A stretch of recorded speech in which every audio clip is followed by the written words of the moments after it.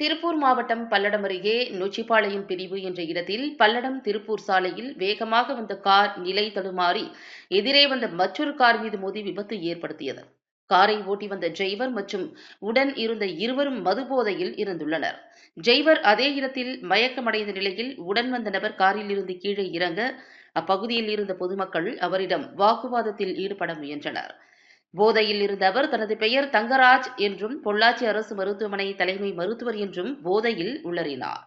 அத்துடன் இல்லாமல் என்னை யார் கேட்பார்கள், கேட்க முடிந்தால் கேளுங்கள் என போதை தலைக்கேறிய நிலையில் பிதற்றினார். அப்பகுதியினர் சிலர் போதை ஆசாமியிடம் மது குடித்துவிட்டு கார் ஓட்டி வந்ததுடன் என்னை யார் கேட்பார்கள் என்று கூறுவது நியாயமா என்று கேட்டனர்.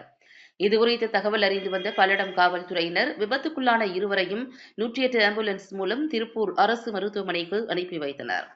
மது போதையில் இருந்த தங்கராஜ் என்பவர் குறித்து விசாரிக்கையில் இவர் பொள்ளாச்சி அரசு மருத்துவமனை மருத்துவர் இல்லை என்பதும் நெகமம் அரசு ஆரம்ப சுகாதார நிலையத்தில் சுகாதார ஆய்வாளர் என்றும் தெரியவந்தது.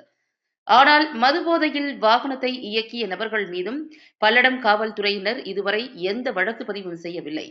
இந்த வீடியோ காட்சி தற்பொழுது சமூக வலைதளங்களில் பரவி வருகிறது.